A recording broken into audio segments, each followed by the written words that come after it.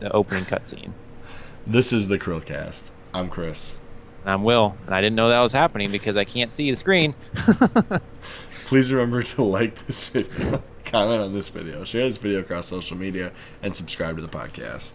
We appreciate every single one of you guys. Yes, we do. We're marching towards 100 subscribers by the end of the year. We need about 30 more to go. Today is, what is it, Will? It's Manic Mondays. And what are we talking about on Manic Mondays today? Oh, we're talking about one of my favorite games, Halo Reach. And the reason why we're talking about basically a decade-old game at this point is because it got re-released on PC. Yep. Also on the Xbox, but I think PC is a big deal because it's the first Halo game since Halo 2 to be on the PC. Yes, sir. So I'm going to give you guys some background real quick. We're going to start this video out with a shout out to Hidden Xperia for covering this development and release. Yep, Halo our favorite Reach, Brit. Yeah.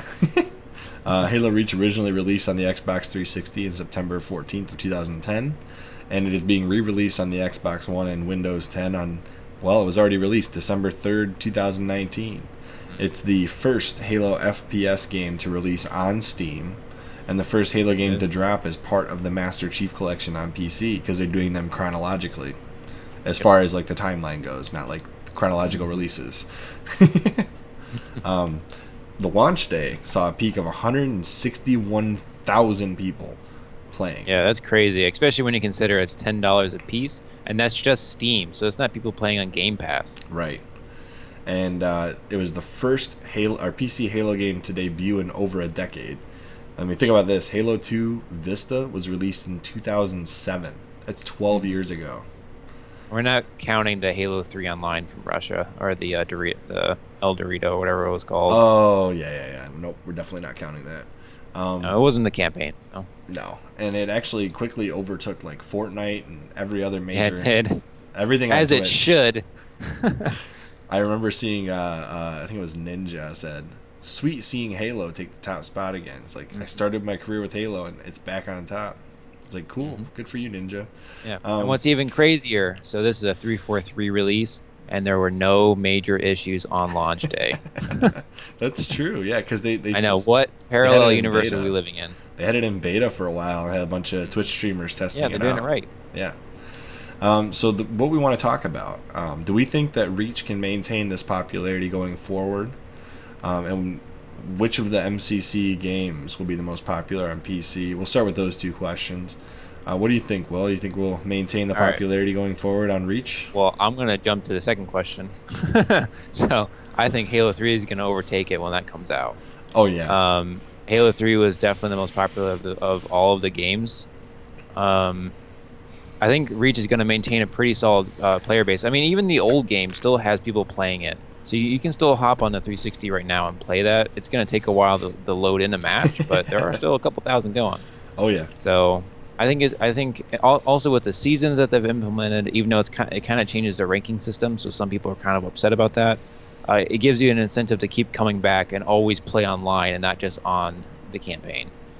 So I think, yeah, it probably won't stay in the top 3 or whatever it's at right now, but it's going to stay up there. Until Halo Infinite comes out. Until Halo Infinite, and before that, until Halo 3 comes out. Actually, what I'm most excited to see is what they're going to do with Halo 3 ODST. I'm really curious to see what they do with that on the PC. If they just like kind of shadow drop it like they did on the Xbox One, or if they make a big deal out of it. Because really, it should come out between Halo 2 and Halo 3. If they did a chronological timeline. Yeah, order. It's going to be released, though, so it'll be after Halo 3. You don't think it'll be after? You think it'll be no, after you're Halo right. 3? I guess I understand now. You're right. That's what they said. It should be between Halo 2 and Halo 3. Yeah. They're gonna make a big deal out of it because originally they released it as a sorry because the MCC sucks so bad. Right. Yeah. But now it's much better. So I'm just curious to see what happens with that one, because that release, I was surprised when I got that kind of for like what was it, $5 after I launched it on the Xbox One.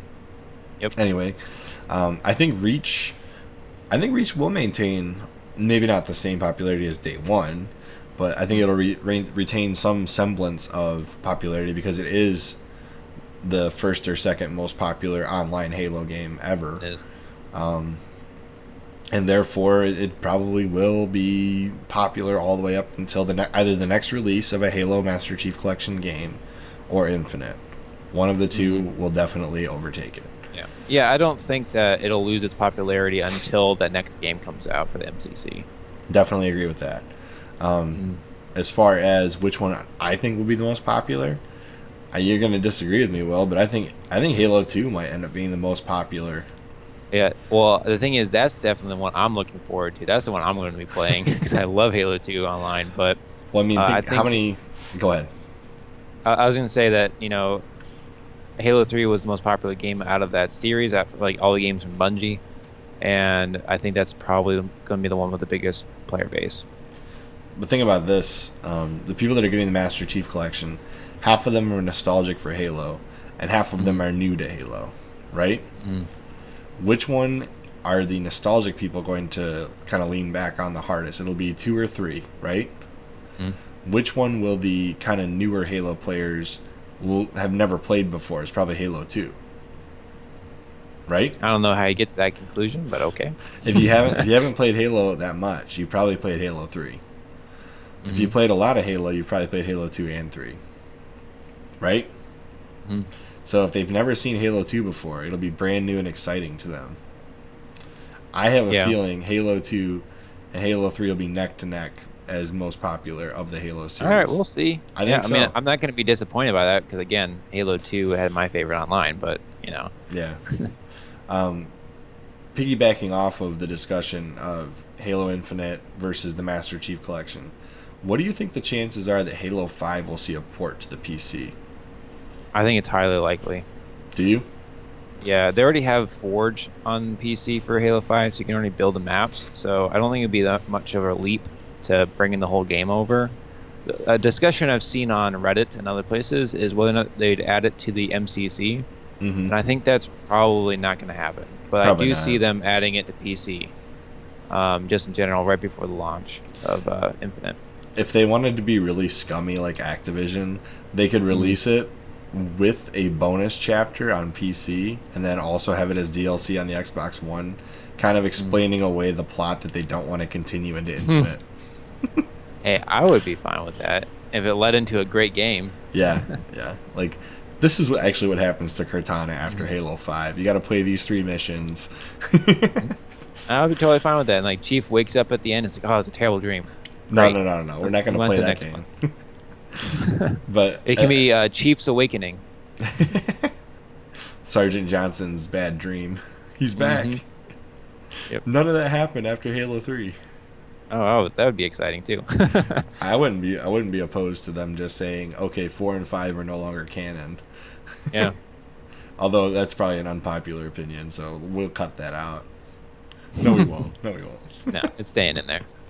But I'm kind of curious because if Halo 5 comes to PC, that might. I mean, given that they've had good releases through the Master Chief Collection all the way up through 4, if all of that plays right into 343's hands, then I don't see why they wouldn't release 5 as like a pre-game for Infinite. Makes sense to me. Yeah. Or just bundle them together, so like if you buy Infinite, you'll get Halo 5 at the same time. That's not a bad idea. I've seen other companies do stuff like that. Yeah, a lot of times they give you the old game. So like Gears of War does that every time they release a new one. If you buy the new one, you get all of the other ones. Oh yeah, I didn't know that.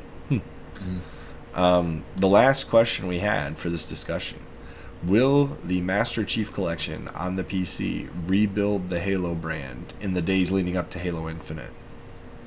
I think that 343 over the last couple of years has been working hard to do this.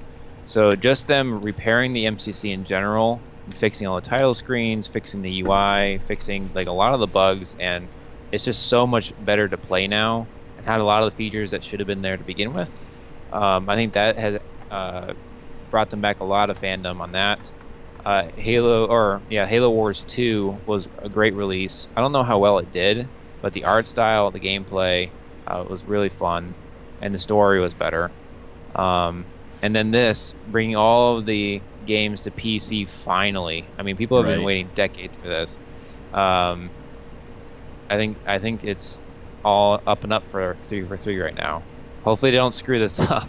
But right now they're definitely on an upwards climb. So I still remember playing all the mods on Halo Combat Evolved on the PC. It was such a great time doing that. It was so much fun. So I just wanted to point out, Will, I pulled up this trailer from 2010 for Halo Reach. So much nostalgia. Oh my gosh. Which one is it? I can't actually see it. It's the Halo Reach. Oh yeah, you can't see it. I should have had this playing the whole podcast, but it's the Halo Reach: A Spartan Will Rise. It's the Bungie trailer. Oh, yep. Oh my gosh, it's like 3 minutes. It's just glorious. Everything that Bungie put out was glorious. Yeah, I love their trailers.